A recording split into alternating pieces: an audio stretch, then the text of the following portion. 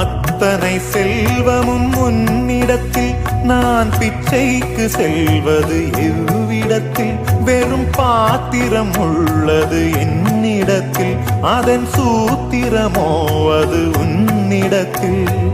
ஒரு முறையா இருமுறையா பல முறை பல பிறப்பெடுக்க வைத்தாய். புதுவினையா பழவினையா கணம் கணம் தினம் என்னை துடிக்க வைத்தாய். பொருளுக்கு அலைந்திடும் பொருளற்ற வாழ்க்கையும் துரத்துதே. உன் அருள் அருள் அருள் என்று அலைகின்ற மனம் இன்று பிதற்றுதே. அருள் விழியால் நோக்குவாய், மலர்பதத்தால் தாங்குவாய். உன் திருக்கரம் என்னை அரவணைத்துனதருள் பெற